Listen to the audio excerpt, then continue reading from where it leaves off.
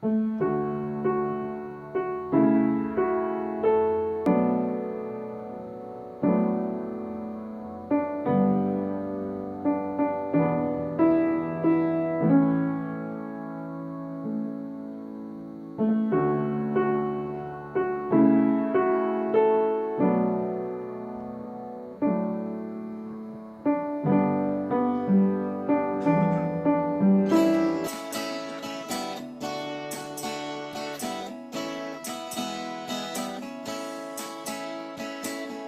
las promesas del Señor Jesús son apoyo poderoso de mi fe.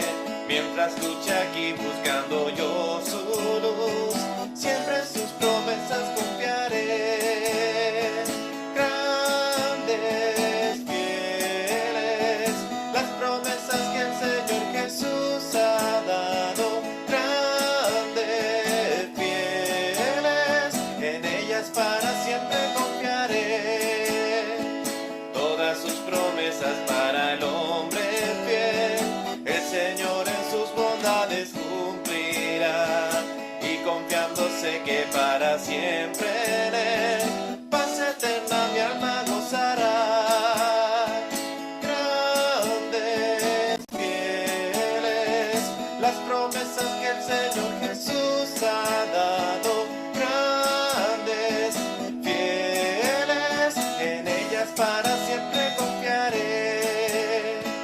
Todas las promesas del Señor serán gozo y fuerza en nuestra vida terrenal. Ellas en la dura lid nos sostendrán y triunfar podremos sobre el mal. Grandes, fieles, las promesas que el Señor Jesús ha dado. Grandes, fieles, en ellas para siempre confiaré.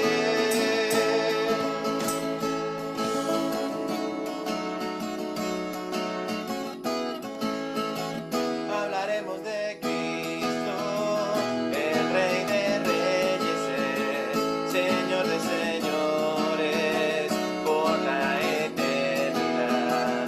Él es el camino,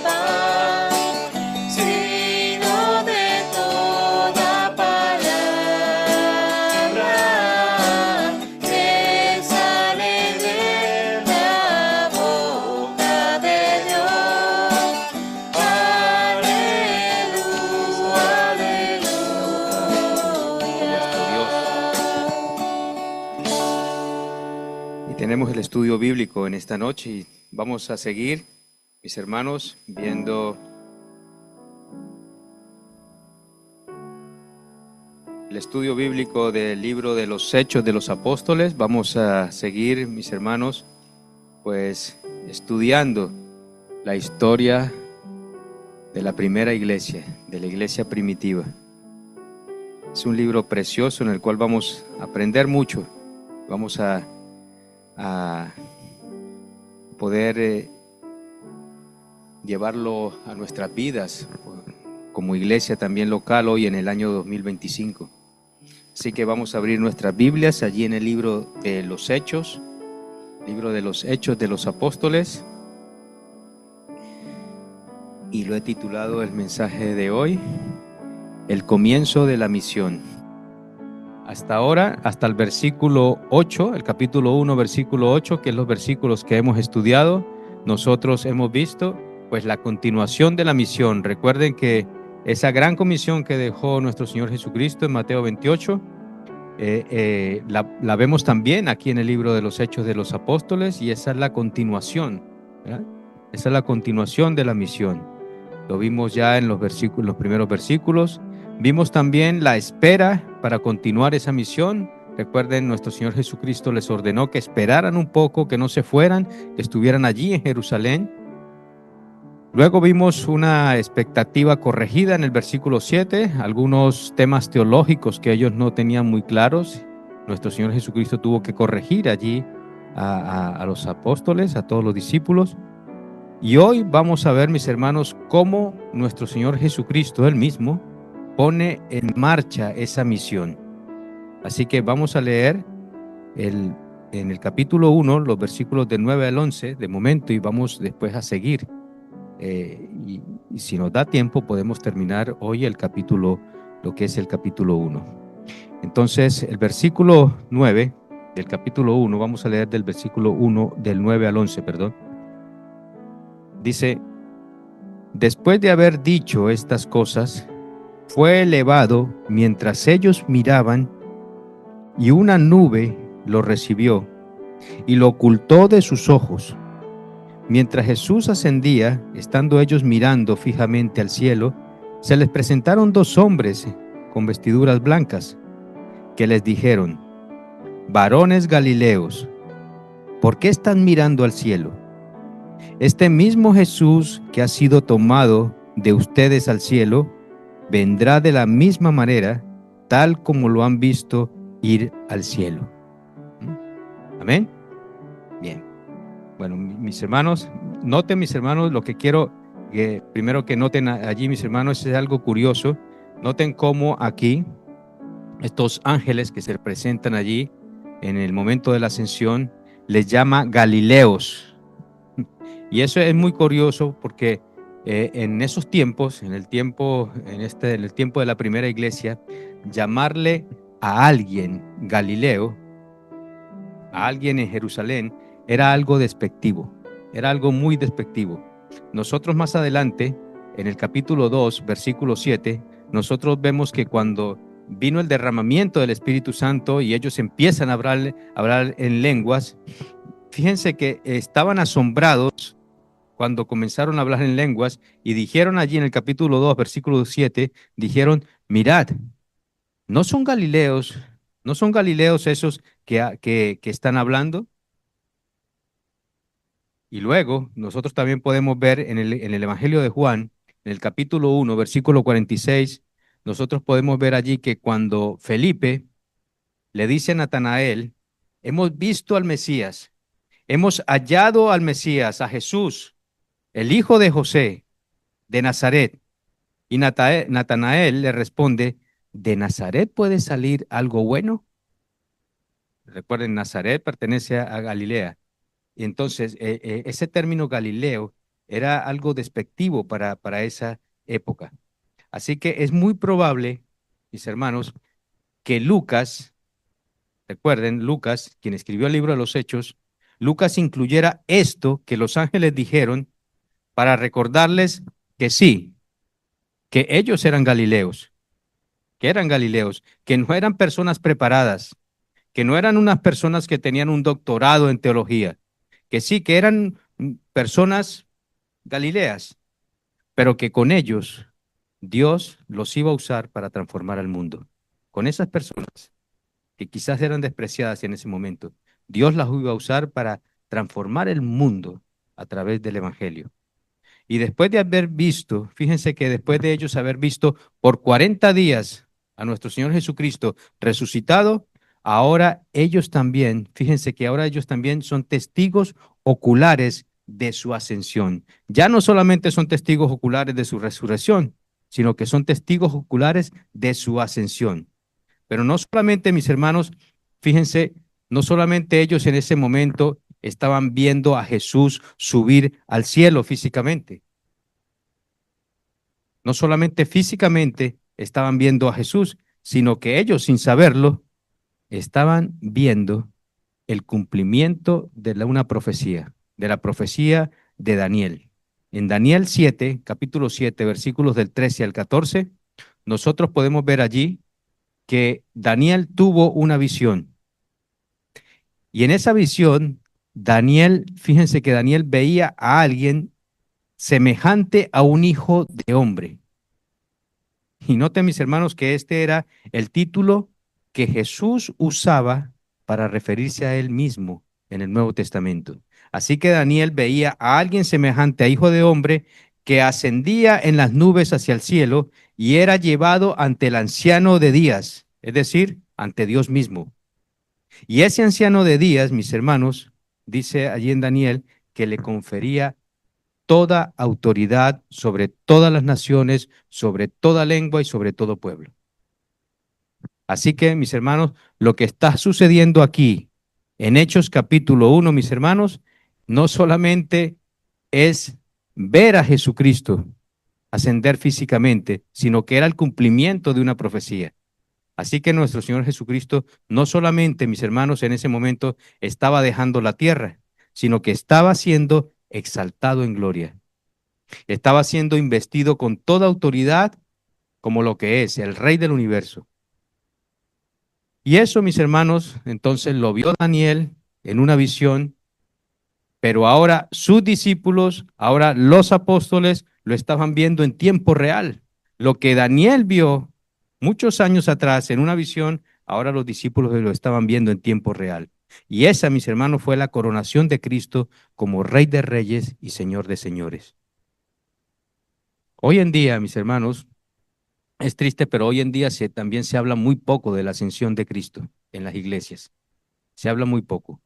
Pero ese evento, mis hermanos, mire, no solamente fue glorioso para los apóstoles en ese día, porque fue algo glorioso, sino que hoy en día sigue teniendo mucha importancia para nosotros hoy, ¿sí? Para la iglesia de Cristo hoy en el año 2025, porque esa ascensión de Jesús, número uno, mis hermanos, mire, confirma que Él es el Rey exaltado y que ahora gobierna soberanamente desde el cielo y desde allí, mis hermanos, Él está dirigiendo a su iglesia, desde el cielo, a través de su Santo Espíritu.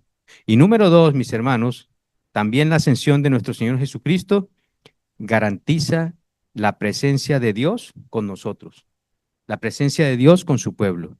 Porque ahora, mis hermanos, ahora que Jesús ha ascendido a los cielos, mire, parece paradójico, pero ahora estamos más cerca de Él. Ahora nosotros estamos más cerca de Él, porque el hecho de que Jesús haya ascendido a los cielos nos hace que estemos más cerca de Él. Porque miren, cuando nuestro Señor Jesucristo estuvo aquí en la tierra, en su ministerio, Él estuvo limitado a un solo lugar. Y estuvo limitado por el tiempo y estuvo limitado a un solo lugar. Pero ahora Él ha ascendido a los cielos. Él está sentado en su trono y envió su Santo Espíritu, que lo vamos a ver más adelante, envió su Santo Espíritu y Él está presente, mis hermanos, con su iglesia, con su pueblo, en todo tiempo, en todo lugar. Ya no lo limita el tiempo, ya no lo limita en ningún lugar. Él está presente en todo lugar. Y eso es una garantía para nosotros. Eso es una ventaja para nosotros, los creyentes en todo el mundo. Que ya no tenemos que ir. Imagínense que Él estuviera todavía aquí en la tierra. pues tendríamos que ir entonces a Jerusalén, ¿verdad? Tendríamos que ir a Palestina, allí a ver a nuestro Señor Jesucristo, ¿eh? Como hacen muchas religiones que tienen sus ídolos en una ciudad y tienen todos que ir a viajar no sé cuántas veces al año, pero ahora no, ahora Jesús está en los cielos y desde allí gobierna y está presente en todo lugar. En Juan 16:7, nuestro Señor Jesucristo nos dice allí el Señor Jesucristo en Juan 16:7, os conviene que yo me vaya, porque si no me fuera, el Consolador no vendría a vosotros, mas si me fuere, os lo enviaré. O sea que nos convenía a todos los creyentes que Él se fuera, para que así pudiera enviar su Santo Espíritu. Y número 3, la ascensión de nuestro Señor Jesucristo nos asegura el cumplimiento de las promesas, de la promesa de que Él un día volverá. Es una garantía también. Fíjense lo que dice al final de ese versículo, que Él un día volverá, que así como lo vimos, como lo vieron ellos subir al cielo, así un día Él volverá. Entonces nos garantiza la promesa de que Jesús volverá. Y los dos mensajeros con vestiduras blancas aseguran a estos creyentes que Jesús volverá. Tal como había sido llevado al cielo, asimismo nuestro Señor Jesucristo volverá. Y miren, mis hermanos, Jesús volverá. Y puede volver, mis hermanos, no sabemos cuándo, pero puede volver en cualquier momento. Y eso, mis hermanos, mire, eso tiene que ser una gran motivación para nosotros como creyentes. Eso es la gran esperanza que nosotros tenemos, que a pesar de lo difícil que es este mundo, tenemos la certeza de que nuestro Señor Jesucristo volverá. Amén. En el tiempo señalado por el Padre, Cristo vendrá otra vez en gloria a establecer su reino eterno, en un cielo nuevo y una tierra nueva, como dice el apóstol Pedro, donde mora la justicia. Y los versículos 12 al 14 vamos a leer, vamos a continuar leyendo los versículos del 12 al 14. Dice, entonces los discípulos regresaron a Jerusalén desde el monte llamado de los Olivos, que está cerca de Jerusalén, camino de un día de reposo, más o menos un poquito más de 1 kilómetro. Y cuando hubieron entrado en la ciudad, subieron al aposento alto. No sabemos si fue, no se dice nada, si fue el aposento alto donde ellos tuvieron la última cena, no lo sabemos. Subieron al aposento alto donde estaban hospedados Pedro, Juan, Jacobo, Andrés y Felipe, y Tomás, Bartolomé y Mateo, Jacobo, hijo de Alfeo, Simón, el celote, y Judas, hijo de Jacobo. Todos estaban unánimes, entregados de continuo a la oración, junto con las mujeres y con María, la madre de Jesús, y con sus hermanos.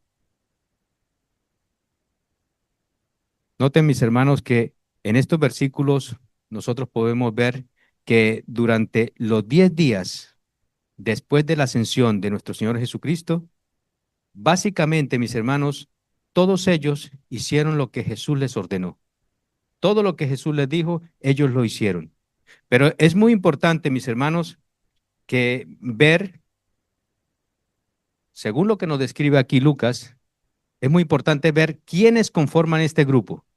¿Quiénes conforman todo este grupo? Obviamente, los apóstoles, ¿no? Obviamente, los primeros que podemos ver que se menciona allí son los apóstoles. Pero noten, mis hermanos, que Lucas también nombra aquí a un grupo de mujeres piadosas. Dice en el versículo 14 que eran parte de esta comunidad. Y esto es muy importante, mis hermanos, porque mire, déjenme recordarles que para esa época del primer siglo, en la sociedad judía en la que ellos vivían, las mujeres tenían una posición muy secundaria en lo que es la vida religiosa. Tenían una posición casi insignificante en lo que es la vida religiosa en esa sociedad. Pero hoy en día, mis hermanos, damos gracias a Dios porque en el Evangelio todos nosotros tenemos una misma posición delante de nuestro Dios, tanto hombres como mujeres. Tenemos una misma posición delante de nuestro Dios. Amén. Pero quiero que noten también, mis hermanos, que aquí hay otro detalle. que es importante también. Fíjense que Lucas menciona a María, la madre de Jesús. Él menciona mujeres, pero menciona especialmente a María, la madre de Jesús. Y es también importante porque esta es la última vez que María aparece en el Nuevo Testamento. Y noten, mis hermanos, que se le menciona sin ninguna posición de preeminencia. Se menciona a María aquí simplemente, mis hermanos, como la madre de Jesús, sin ninguna autoridad, sin ninguna preeminencia. Aquí no se le nombra a María como intercesora en ningún momento, solo se le menciona como la madre de Jesús, como una creyente más en la comunidad cristiana. Y a partir de ahí, mis hermanos, María desaparece de la historia. No volvemos a ver a María en el Nuevo Testamento. Y por otra parte, mis hermanos, mire, como Lucas es muy buen historiador, nosotros podemos ver que Lucas menciona a los hermanos de Jesús. Él también menciona aquí a los hermanos de Jesús. Y esto es importante, mis hermanos, porque mire, durante el ministerio terrenal de nuestro Señor Jesucristo, ellos no creían en Jesús. Ellos no creían en Jesús, no creyeron en Jesús.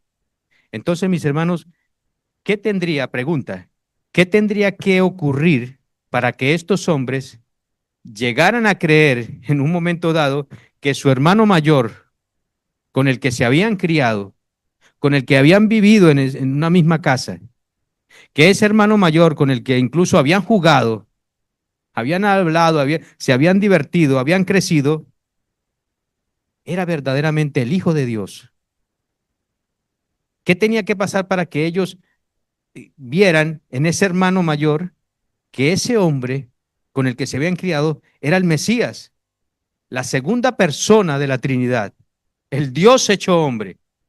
¿Qué tenía que pasar para que ellos creyeran eso? Pues un milagro. Tenía que suceder un milagro. ¿Mm? Pues bien, eso fue lo que sucedió. Un milagro. Eso fue lo que sucedió. ¿Por qué? Porque Jesús resucitó. Amén. Jesús resucitó. Y eso, mis hermanos, eso para ellos era, mire, indudable, porque ellos vieron a su hermano mayor morir en una cruz, pero ahora lo están viendo resucitar, se les apareció vivo a ellos, se les apareció vivo durante 40 días. Entonces, mis hermanos, díganme si esto es innegable, si esto no es un milagro, porque la tumba está vacía, la tumba está vacía. ¿Saben, mire, mis hermanos, saben por qué cuando nosotros vemos los evangelios, saben por qué dice allí en los evangelios que recuerden que la tumba de nuestro Señor Jesucristo fue tapada con una piedra?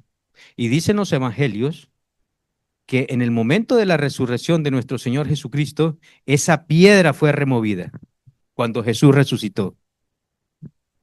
¿Por qué creen ustedes que esa piedra fue removida? ¿Para que saliera Jesús? No, Jesús podía salir hasta con la piedra puesta.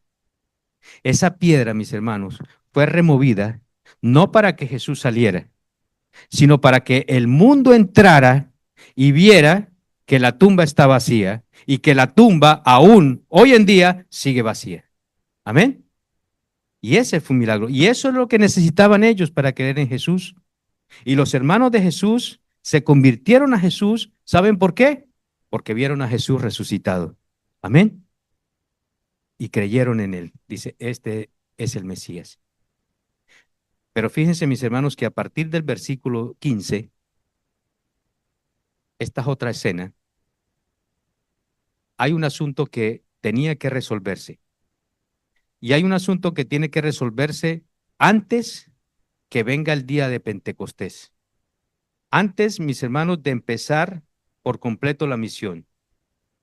Y era la restauración del grupo apostólico.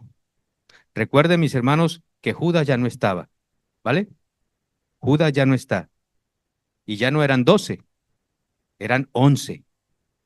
Amén. Y vamos a leer de los versículos 15 al 20. Por este tiempo, un grupo como de 120 personas, fíjense bien, como de 120 personas, estaban reunidos allí. Y Pedro se puso en pie en medio de los hermanos y dijo, hermanos, tenía que cumplirse la escritura en que por boca de David el Espíritu Santo predijo acerca de Judas, el que se hizo guía de los que prendieron a Jesús, porque Judas era contado entre nosotros y recibió parte en este ministerio.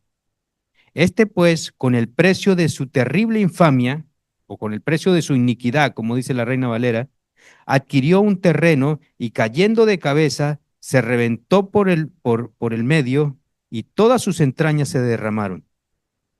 Esto llegó al conocimiento de todos los que habitaban en Jerusalén, de manera que aquel terreno se llamó en su propia lengua Aceldama, es decir, campo de sangre. Pues en el libro de los Salmos está escrito, sea hecha desierta su morada y no haya quien habite en ella, y que otro tome su cargo. Fíjense ustedes, mis hermanos, esto es importante, mis hermanos, porque mire, recuerden que así como el pueblo de Dios en el antiguo pacto,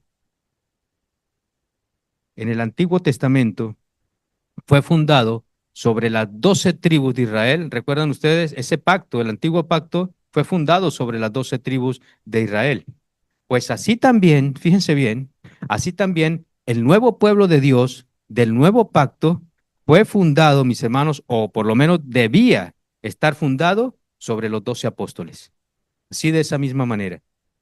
Así que el día de Pentecostés, mis hermanos, no podía llegar sin que estuvieran los 12, sin que ese fundamento estuviera completo.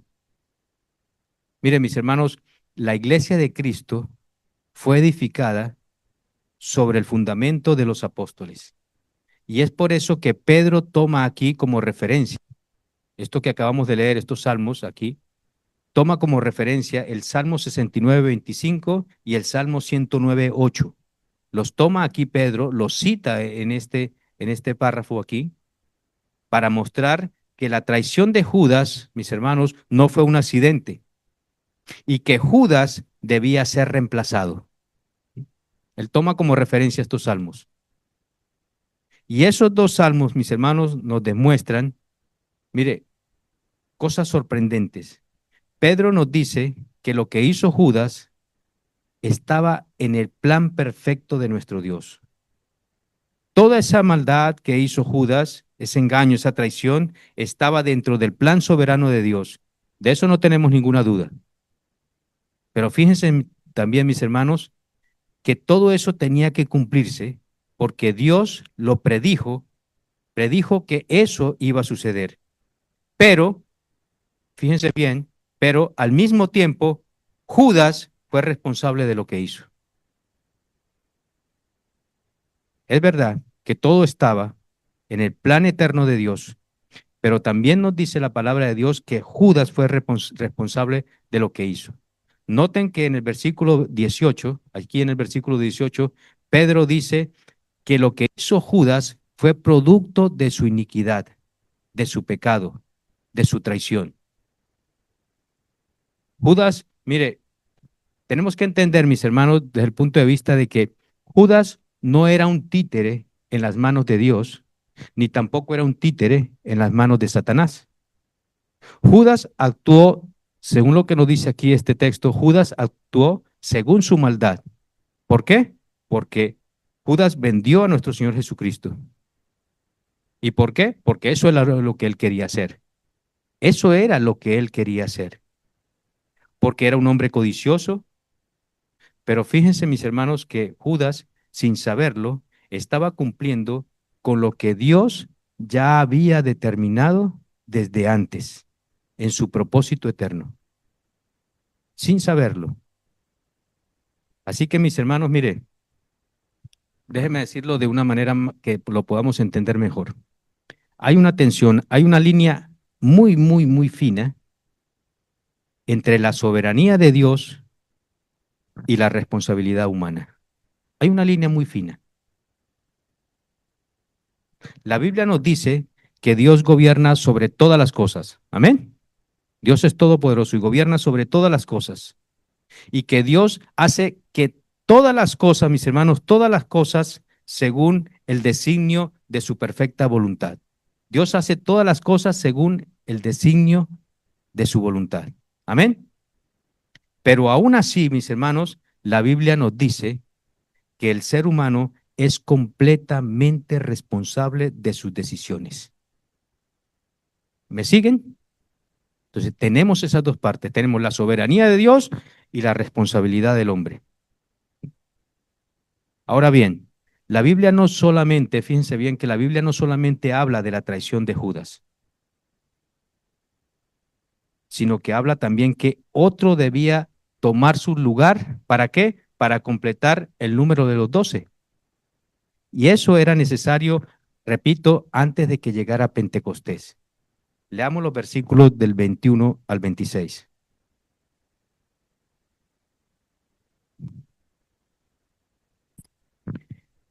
Por tanto, es necesario que de los hombres que nos han acompañado todo el tiempo que el Señor Jesús vivió entre nosotros, comenzando desde el bautismo de Juan hasta el día en que entre nosotros Jesús fue recibido arriba al cielo, uno sea constituido testigo, que uno sea constituido testigo con nosotros de su resurrección. Presentaron, por tanto, entonces a dos, a José, llamado Barsabás, al que también llamaban Justo, y a Matías. Después de orar, dijeron, tú, Señor, que conoces el corazón de todos, muéstranos a cuál de estos dos has escogido para ocupar este ministerio y apostolado, del cual Judas se desvió para irse al lugar que le correspondía. Echaron suertes y la suerte cayó sobre Matías y fue contado con los 11 apóstoles. Vean ustedes, mis hermanos, noten, mis hermanos, que el sustituto de Judas debía ser testigo presencial del ministerio terrenal de nuestro Señor Jesucristo. Y también que lo haya visto, que haya visto su ascensión, que haya sido testigo del ministerio desde, dice que desde el bautismo de Juan hasta su ascensión. Y entre todo ese grupo de 120, recuerdan que dice el versículo 115 que habían 120 allí reunidos, de todo ese grupo de 120 personas, solamente habían dos personas que cumplían esos requisitos. Solamente habían dos. Y es interesante porque parece que, mis hermanos, que hoy en día hay muchos que cumplen esos requisitos. Porque vemos hoy muchos apóstoles. Parece que hay muchos que han visto a Jesús en su ministerio y que han visto a Jesús resucitado y que lo han visto ascender. Es increíble. Y yo no sé cómo, mis hermanos, pero aquí nos dice la palabra que para ser apóstol tienes que tener esos dos requisitos. Tienes que haber estado allí con nuestro Señor Jesucristo y tienes que haber visto a Cristo resucitado y ascendido a los cielos. Y no voy a hablar ahora aquí de los apóstoles, pero el punto es, mis hermanos, el punto aquí es que ellos echaron suertes, dice aquí la palabra de Dios, y la suerte cayó sobre Matías. Ahora bien, mis hermanos, pregunta, ese sorteo, mis hermanos, mire, ¿lo podemos hacer hoy en día nosotros? ¿Un sorteo así? Ese sorteo era muy común en el Antiguo Testamento. Nosotros podemos ver en Proverbios, apúntenlo por ahí, Proverbios 16:33, no me da tiempo ahora de leerlo, lo podemos ver allí que se menciona en Proverbios 16:33, donde este sorteo se hacía para tomar una decisión, cuando se iba a tomar una decisión que no estaba muy claro en las Escrituras, que no estaba muy claro en las Escrituras. Pero mis hermanos, vuelvo a preguntar, ¿ese sería un proceso válido para nosotros hoy en día? Imagínense ustedes que cogiéramos así, por ejemplo, en la iglesia, vamos a elegir un pastor para la iglesia y con los dados, si cae el número 2 es fulano, es Manolo. Imagínense, un sorteo así. O que dijéramos con los dados, con los dados así. Bueno, si cae el número 3 me caso con María. Cosas así, por ejemplo, ¿no? Cosas que la Biblia no nos habla claramente. Entonces, ¿sería bueno ese sorteo hoy en día para nosotros? Claro que no, claro que no. Esto ocurrió, fíjense ustedes, mis hermanos, ahora hablando en serio, esto ocurrió antes del derramamiento del Espíritu Santo.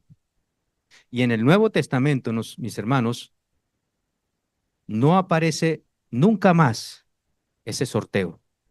No volvemos a ver, después de aquí, no volvemos a ver ese sorteo en el Nuevo Testamento. Eso ocurrió antes de Pentecostés. Y lo más importante, mis hermanos, mire, es que la revelación de Dios no estaba completa. Cuando esa elección se hizo, la revelación de Dios, este libro que nosotros tenemos hoy, no estaba completo. Hoy tenemos nosotros, mis hermanos, mire, hoy tenemos nosotros el Espíritu Santo morando en nosotros. Amén.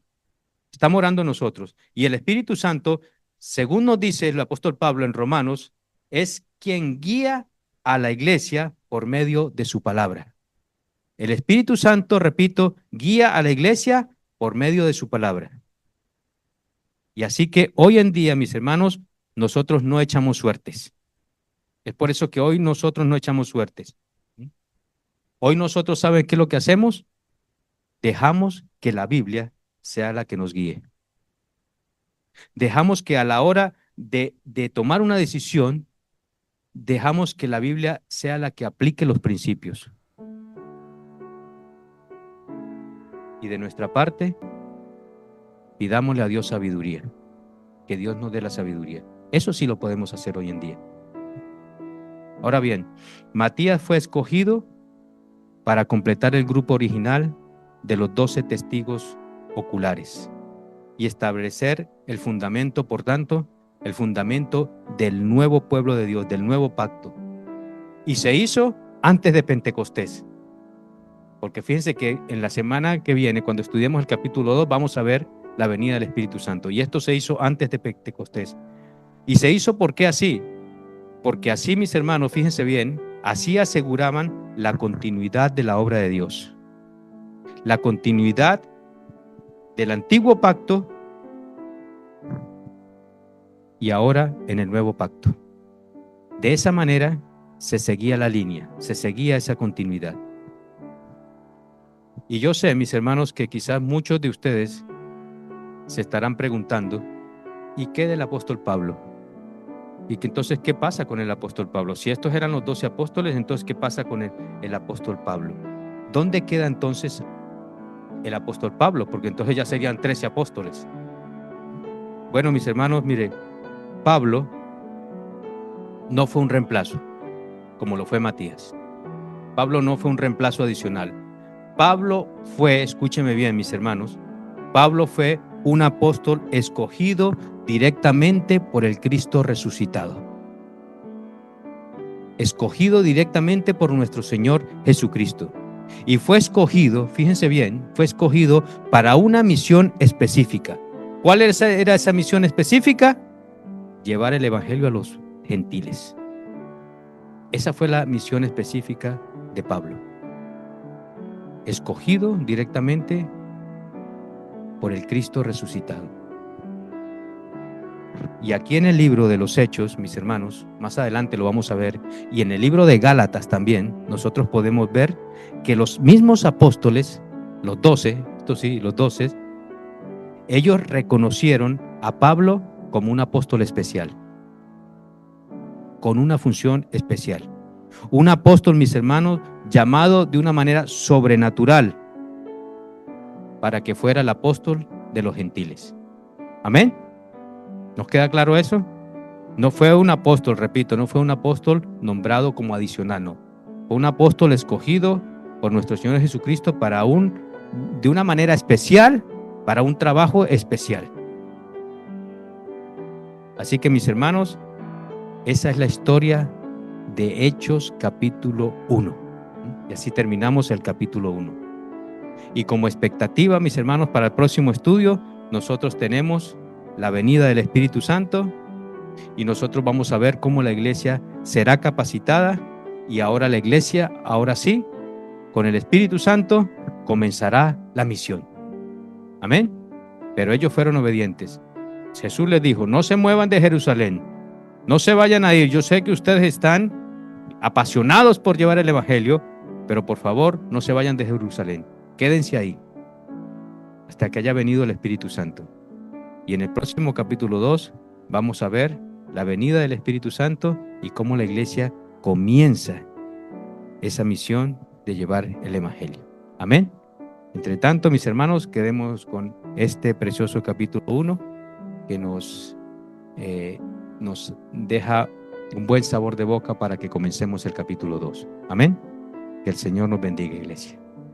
Le doy paso a Ricardo para que él nos dirija en el tiempo de oración.